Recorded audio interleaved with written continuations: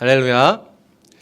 네, 이 저녁에도 함께 기도의 자리에 나오신 모든 분들을 환영하고 축복합니다. 또한 각자의 자리에서 시간을 지켜 또 그 자리에서 기도하기를 소망하는 우리 모든 성도님들도 환영하고 축복합니다. 성경 읽기표를 따라 우리가 이제 읽게 되면 이번 주에는 이제 사사기를 읽게 됩니다. 여호수아 때에 이르러서 여호수아가 가나안 정복 전쟁을 계속해서 이끌고 이제 여호수아가 하나님이 부르시는 때에 이제 부름을 받게 되었습니다. 그런데 그 여호수아가 나는 하나님, 그러니까 여호와 하나님을 믿는 그 믿음을 잃지 않겠다고 이렇게 다짐을 하고 이제 수명에 다하여서 이제 떠나게 되었는데 그 이후부터가 참 암울한 이 이스라엘의 역사의 시작이 이제 되는 것입니다. 사사기는 잘 아시는 대로 이 반복된 내용의 책이라고도 볼 수 있습니다.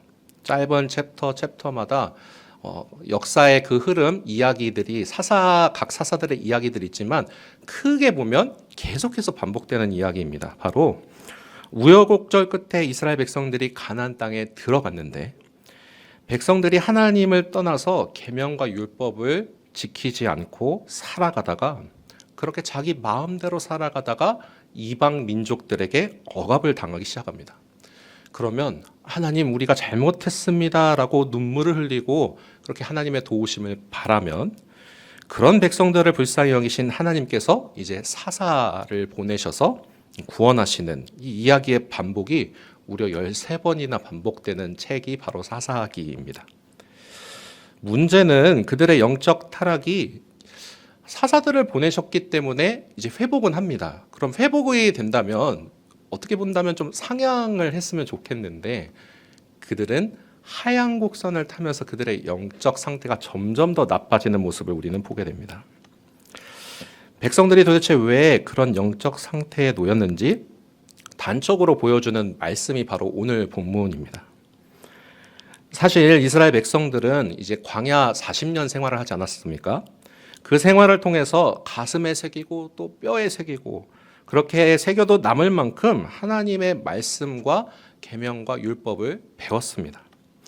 그리고 그런 그들의 정체성은 바로 하나님의 주권 아래 통치받는 하나님 나라의 백성이었습니다. 하나님이 그들의 왕이 되시니 그들에게는 왕이 필요 없었습니다. 정치적인 왕이 없는 것이 문제가 아닌데도 엉뚱하게도 그들은 다른 나라에는 왕이 있다. 다른 민족들에게는 철기 문화가 있다. 다른 나라들은 힘이 센 군사력이 있다라고 다른 이제 곳에 시선을 기웃하면서 그들을 흠모하고 마음으로는 따르게 되었습니다.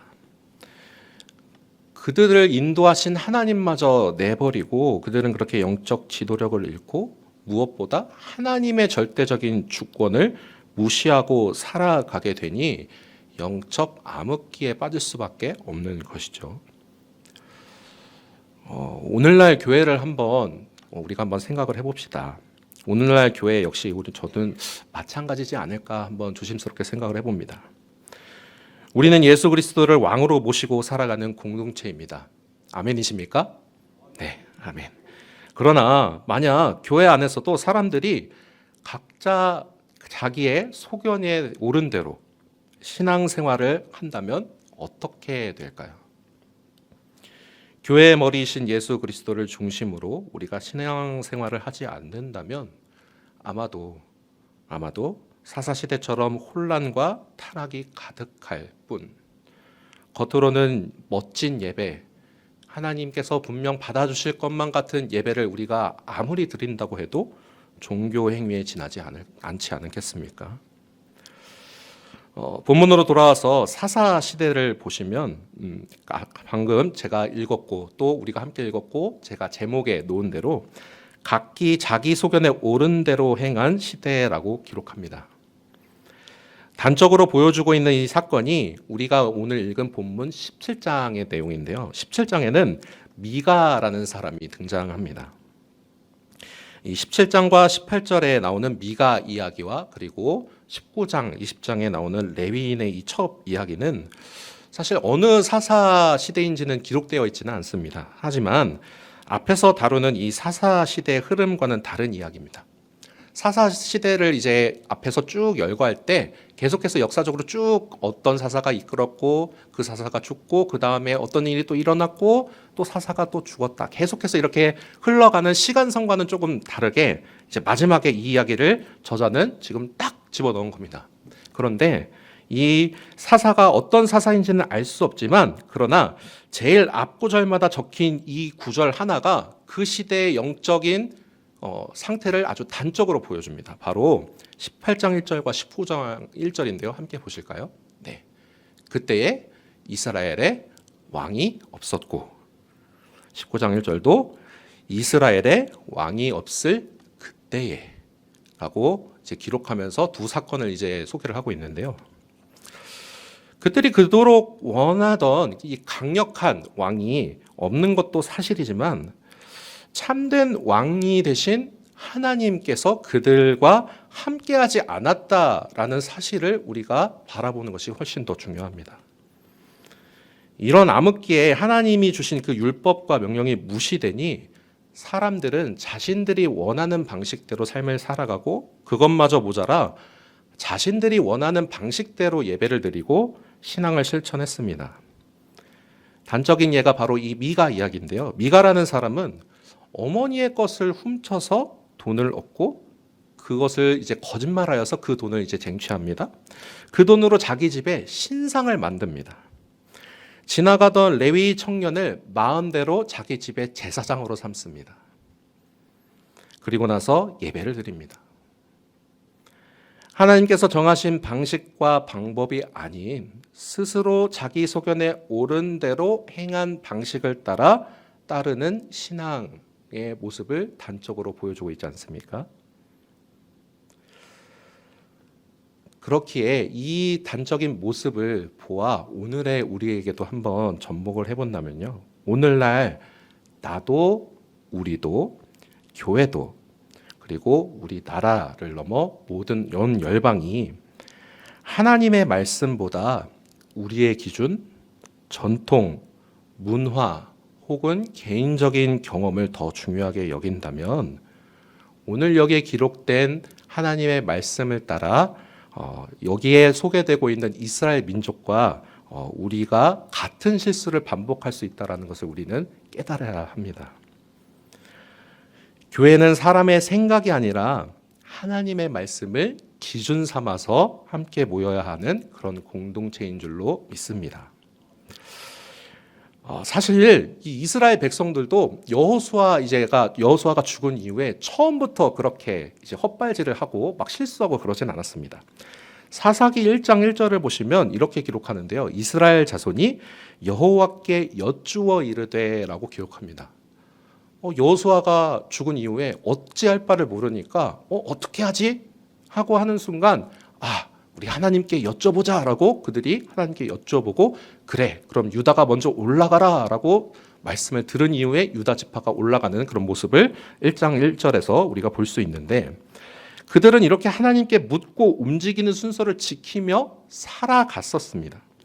그러나 하나님을 모르고 말씀을 잊어버리고 그럴듯해 보이는 그런 것들을 다른 것들 그러니까 하나님이 아닌 다른 것을 쫓기 시작하자마자 그들은 암흑기에 빠져들기 시작한 것입니다. 그들이 잃어버린 그 정체성 바로 하나님의 자녀 하나님 나라의 백성이라는 그 정체성을 잃자 그들은 이렇게 영적인 암흑기에 빠지지 않았습니까? 그렇다면 우리는 어떤 정체성을 가지고 살아가는 사람들입니까? 우리가 모이는 이 교회는 어떤 정체성을 가지고 모이는 공동체입니까? 바로 교회는 머리 대신 예수 그리스도를 따르고 섬기는 공동체이지 않습니까? 사도 바울이 그래서 에베소서 1장 22절과 23절에 이렇게 기록합니다. 함께 읽어보겠습니다. 시작. 또 만물을 그의 발 아래 복종하게 하시고 그를 만물 위에 교회의 머리로 삼으셨느니라. 교회는 그의 몸이니 만물 안에서 만물을 충만하게 하시는 이에 충만함이니라. 아멘. 이처럼 교회는 여느 사람들이 모인 공동체, 조직을 뛰어넘어 바로 예수 그리스도의 몸이며 그리고 예수님께서 우리의 머리가 되십니다. 그러나 오늘날 많은 교회가 인간적인 방법과 그리고 이념을 우선시하고 주님보다 사람을 그리고 돈을 따르는 경우를 우리는 많이 봅니다. 그렇다면 다시 본문으로 와서 오늘 본문을 잠깐 이제 영어로 볼 텐데요. 제가 부족하지만 영어로 한번 보겠습니다. In those days, Israel had no king.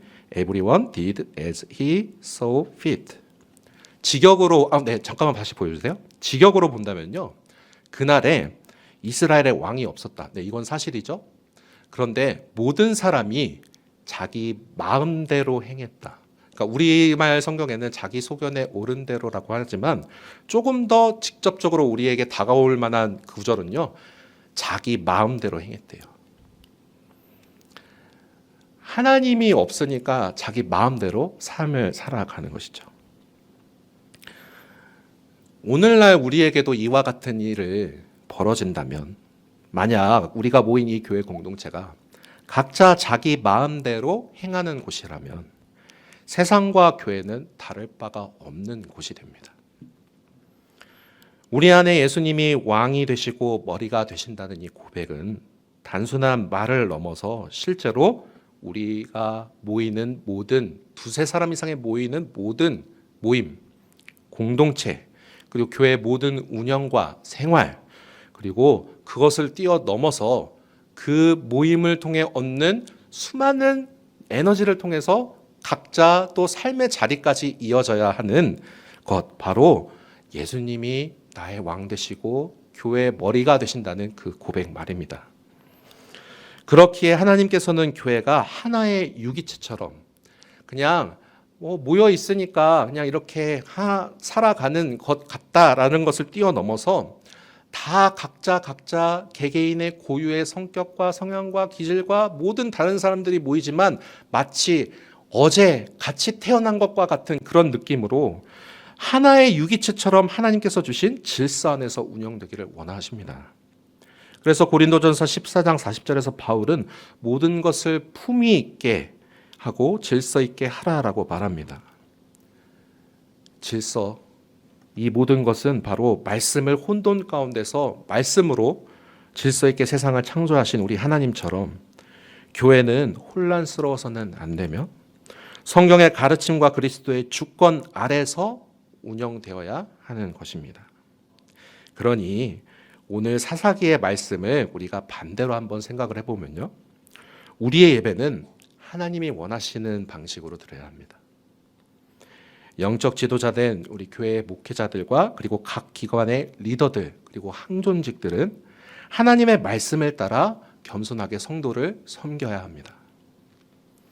모든 성도들은 자신의 생각이 우선이 아니라 말씀과 성령의 인도하심을 따라 삶을 살아가야 합니다.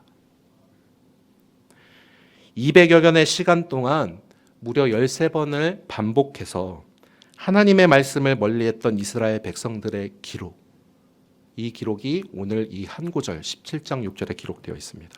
그런데 이 본문은 단순히 그때 그 시절에 이스라엘 백성들이 그랬다라는 역사적 기록이 아니라 오늘을 살아가는 우리에게도 중요한 경고를 다시 한번 던져줍니다.